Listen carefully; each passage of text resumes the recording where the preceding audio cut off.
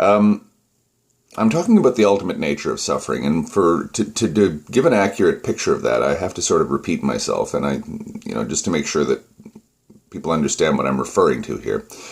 I hold that suffering is an experience. Okay, now, experience is something that I think we can only approach in a certain way. It has to be approached in the first person. You can't really come at experience in the second person, because experience takes place at the experiential level by its fundamental nature. That's what experience is. And suffering, I believe, is an experience. I said yesterday that you have to have a subject of suffering. You have to have an actual something is suffering for suffering to exist. And what that means, again, it's an experience. So my view of experience, or my epistemology in terms of trying to determine what suffering actually is based as follows. First of all, I go from the cogito and I work outward. That's experience. That's how experience, in my opinion, works. I know that I exist. That seems to be unarguable. Even before I even understand what existence might actually mean, I know that I am.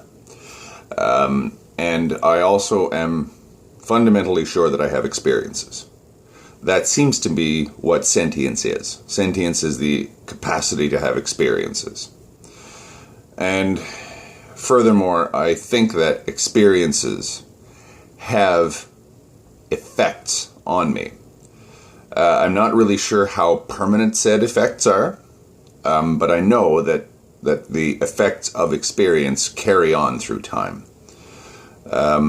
Kind of, as I say, I keep repeating the sort of a view of a more, a rarefied view of the Eastern view of karma. The view that we get in the West of karma is pretty skewed and, something golden rule-ish about it, or what goes around comes around.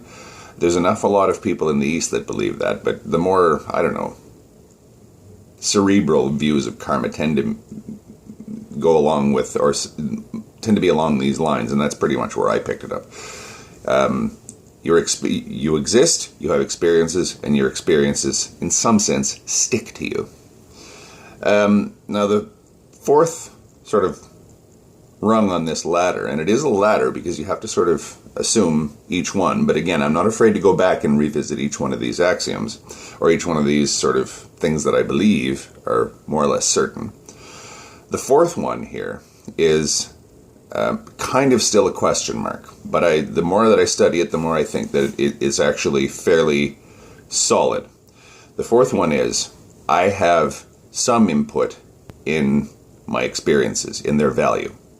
I seem to be able to alter them. So first, I exist. Second, I have experiences. Third, experiences stick to me over time in some sense. And fourth, I seem to have some sort of input into my experiences. And that my faculty of choice, my ability to actually consciously intervene in my own experiences, can actually alter their fundamental nature. So, in that vein, suffering is an experience. Now, the fourth rung on the ladder that I mentioned has sort of been recently expanded, thanks to Professor Sadler pointing out a rather obscure couple of terms, perhaps more than just the two: Prolepsis and Hoopsis. Now, prolepsis is what you expect to experience. Now, when you expect to experience something, it's going to influence your experience. They say, you see what you expect to see, or you see what you want to see, or perhaps you see what you fear you will see. There's a pre-existing circumstance inside of you that influences your experiences. That's prolepsis. Now, this is something I think that most of us kind of agree with, but what the beauty of this, discovering these two terms, is there's obviously a dialogue around these words.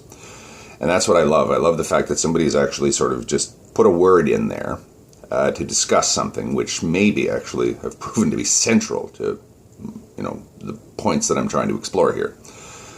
I exist, I have experiences, my experiences leave marks on me, and I may have some input. Prolepsis is what I expect. Hoopsis means what's taking place in real time as I experience something. What's going on underneath the experience itself.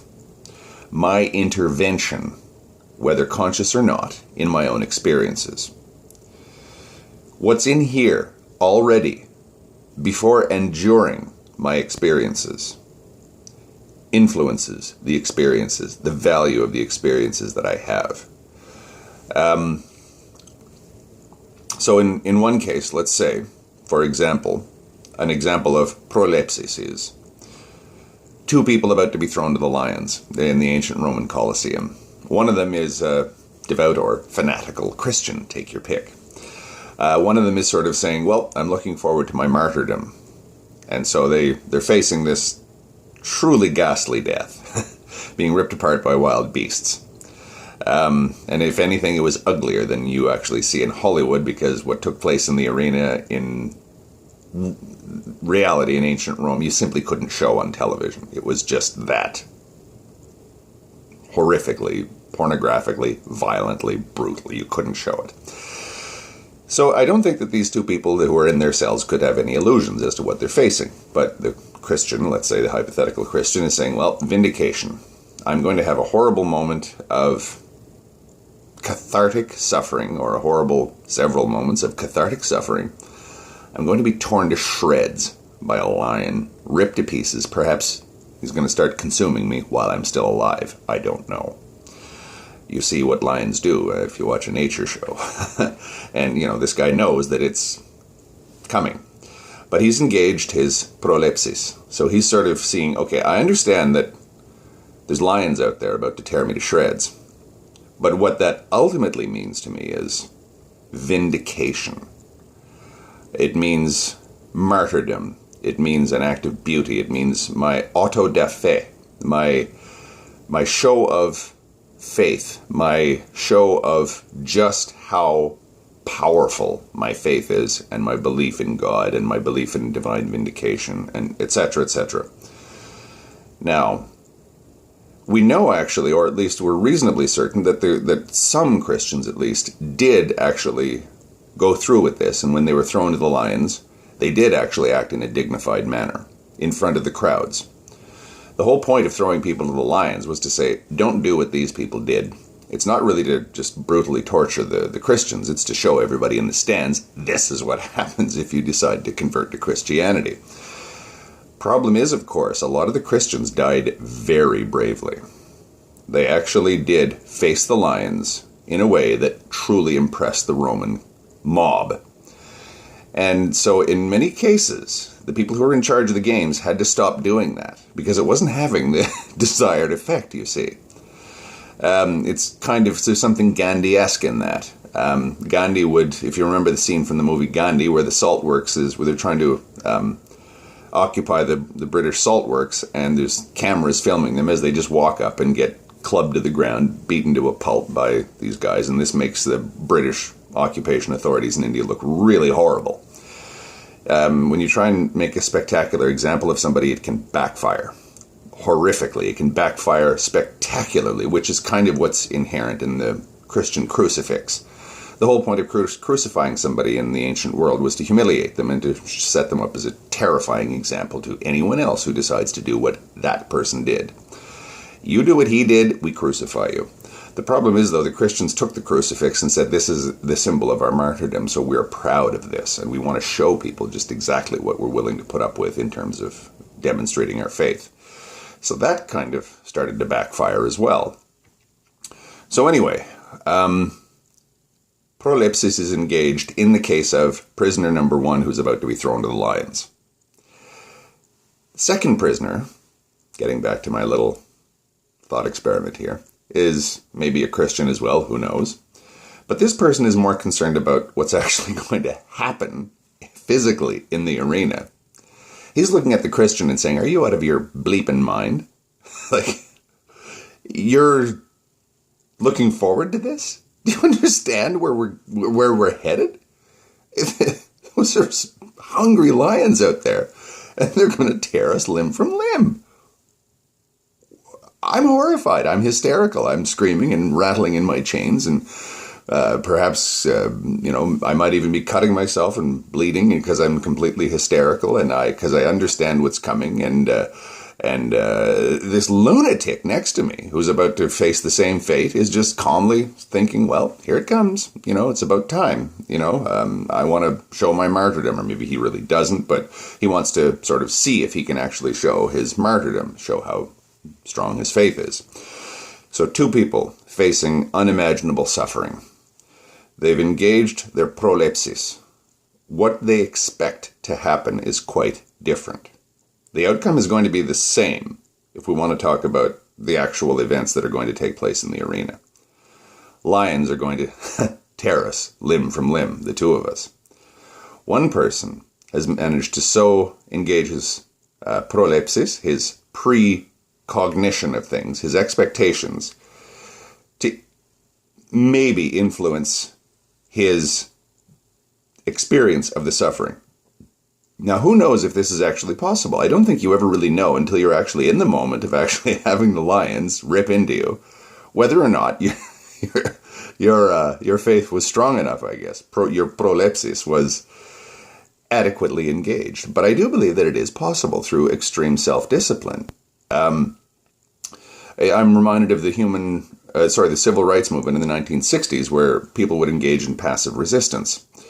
You didn't just walk in there and refuse to fight back when the cops set the dogs on you in Selma, Alabama, or fired the tear gas at you, or clubbed you, or water cannoned you, or anything. You didn't just get anybody to do that.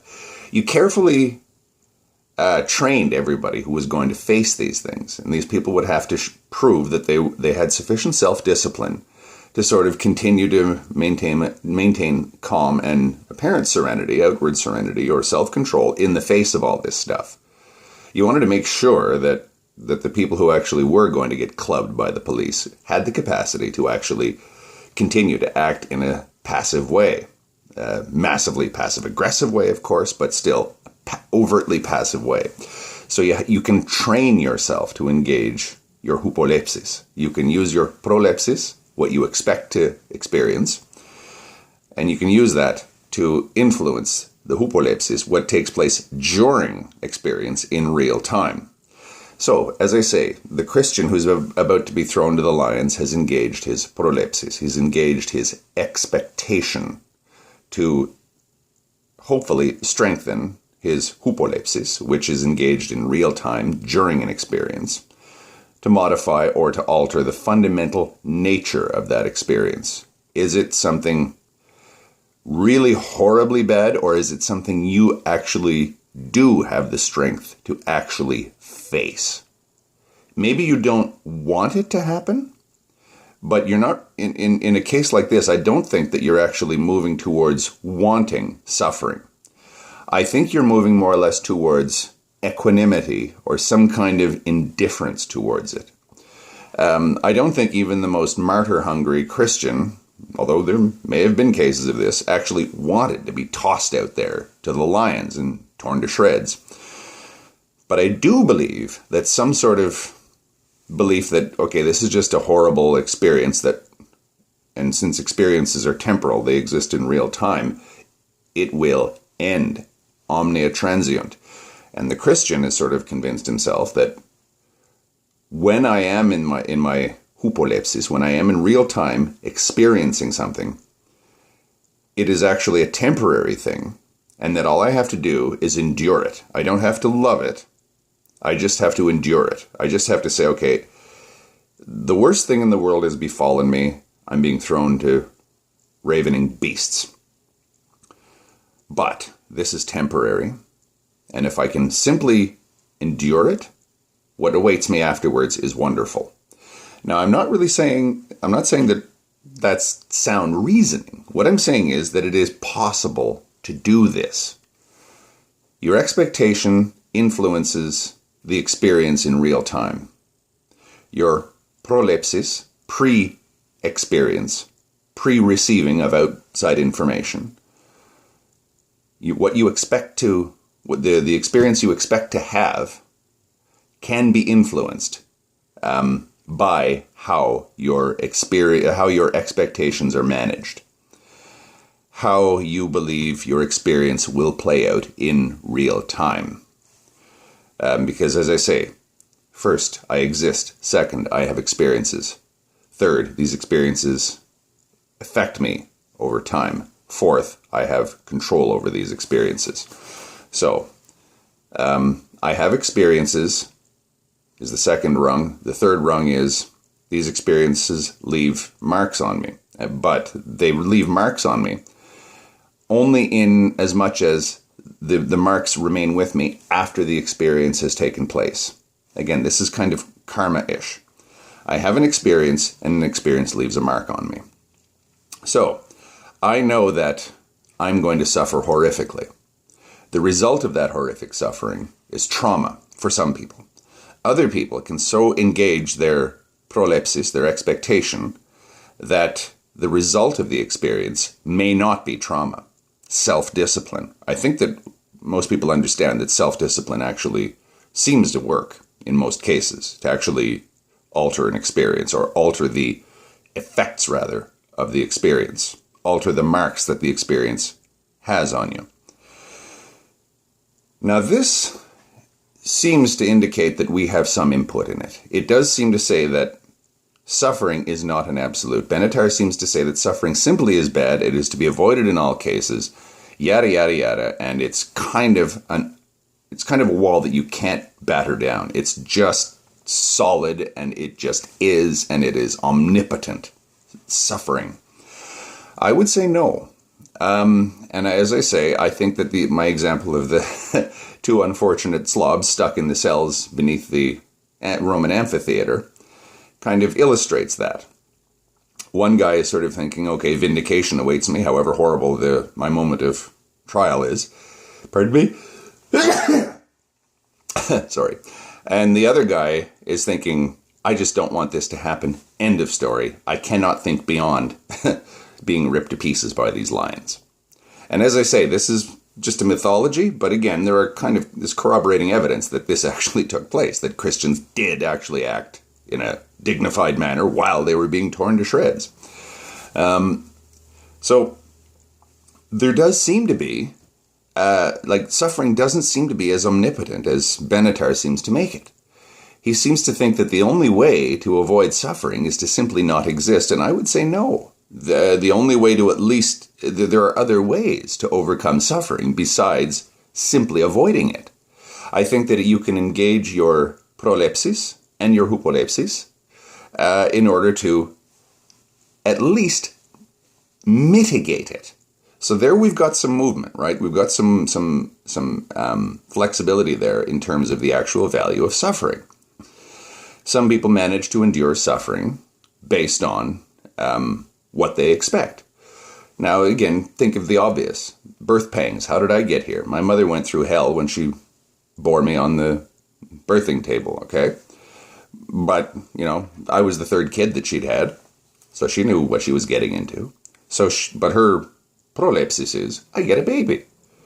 And her hypolepsis, I guess, is, this is horrible, but this is birth. Here comes my child that I actually wanted, and, so I'm willing to endure this. And afterwards, I see my horrible birth pangs as something of a martyrdom, which I'm quite glad that I went through. So you're not really traumatized by the birth experience the way a lot of people might think you would be. Can you think of anything more traumatizing for a human being than for a woman giving birth? But women do it willingly all the time. And again, I would say it's prolepsis and hypolepsis that's taking place. You alter your expectations, or your expectations are altered for you. It doesn't really matter. And your hypolepsis, actually, you feel something ecstatic in the same moment as you feel something horrible. Your body's being twisted every which way, but because it's a birth experience, you feel great. Or in some way, I would assume. I've never felt what it actually feels like to give birth, but again, I'm just going by what everybody tells me. So we do have some input. Suffering is not an omnipotent God, the way Benatar makes it out to be. Suffering is an experience, and experiences can be influenced. Something can influence them. And that's your prolepsis, your precognition, your expectation as to what the suffering is going to be or what you're going to make it. And your Prolepsis is what you actually engage in the moment of what would have been or what is suffering. Now, an interesting illustration of Prolepsis is of the expectation. Have you ever found it very, very, very difficult to communicate with somebody who continuously misrepresents, or in your view, misrepresents what you have to say? Who continuously seems, from your perspective, to twist everything that you say and alter it and alter the value and put a different spin on it than you intended. Now, a lot of people get frustrated when they're dealing with that, but I tend to not allow that to happen to myself, because when you think about that, when you think about expectation, when you think about the fact that you see what you expect to see, not what actually is taking place, this is kind of an example in my view of things of prolepsis. If I'm saying one thing, but somebody else sincerely seems to believe, or sincerely seems to hear something else, that to me is a perfect example of prolepsis, hypolepsis. What I'm trying to say is one thing, they hear something else, because they expect me to say something else because of their prolepsis, what they expect me to say. So when I say something, their prolepsis has already decided or already influenced what they're going to hear, and their hypolepsis will then alter what I say in real time, alter their experience of what I'm saying. Now, it's interesting. As I say, if you get your words twisted, if you get your point of view garbled over time, that consistently, you have to assume that, or unless you want to just sort of give up, which I almost never do, you have to assume that the other person is actually sincere. Always assume sincerity if you're trying to actually analyze a communication that's taking place. If it's not sincere, then you might as well forget about it, but I assume sincerity. So when I say something, but somebody else seems to hear something that is completely different, and this takes place over time, I assume that there's got to be a reason for it. Prolepsis, what they expect to hear. Hypolepsis, which is the real-time hearing of what I say based upon what they expected me to say. Now that's, I think, a very good real-world example of how expectation and how bias can actually influence our experiences in real time. And furthermore, I think that our expectation and our biases in real time can influence the marks that our experiences leave upon us. As I say, suffering is not just a thing. Suffering is an experience. Experiences leave marks on us. We can engage our expectations to influence those experiences in real time. Thus, we can influence the marks that these experiences leave on us. And over time, these marks sort of develop into an attitude, right? If someone consistently hears something that I'm saying that I'm not actually saying, they will form an opinion of me. They will say this guy is dishonest or whatever. Okay, well then they've kind of lost the plot, because we're not even talking about facts anymore. We're talking about who's lying. So that's why it's just too crazy to go down that road, even though you may actually be onto something, but you can't really ever corroborate that if the other guy is not being sincere, because only he knows or she knows whether or not he or she is being sincere. So if you assume sincerity, if you want to actually have a productive dialogue, you sort of say, why is it that I'm so consistently misunderstood by this individual? Prolepsis. Based upon what they expect to hear me say, they hear something. Prolepsis, hypolepsis. And it's not really based upon anything that I'm actually saying. It's based upon what they expect me to say, based upon A, what they expect me to say, and B, what they have quote-unquote heard me say over a long period of time. That forms an opinion, a bias on their behalf, which influences anything that I ever say from here on in. That's an interesting thing. And we've all been in that dynamic before, where you're consistently misunderstood or consistently misapprehended, or you consistently have your position misrepresented when it's fed back to you.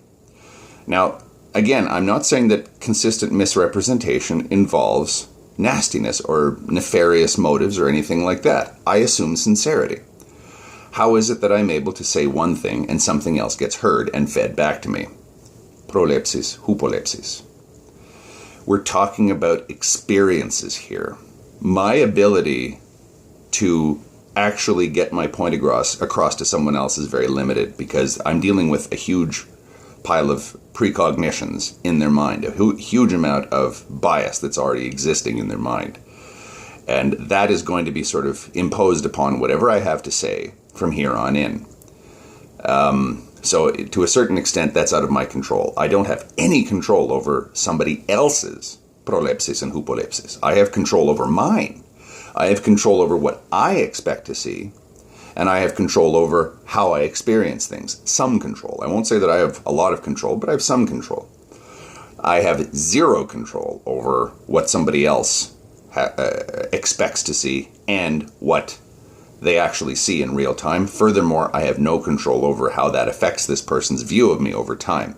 If you've ever been misunderstood over a very long period of time, you understand just what you're up against when you're attempting to sort of get your point across. You're up against somebody who just doesn't believe, or who has a fundamentally different view on what you're trying to say. That's just the nature of misunderstanding, isn't it?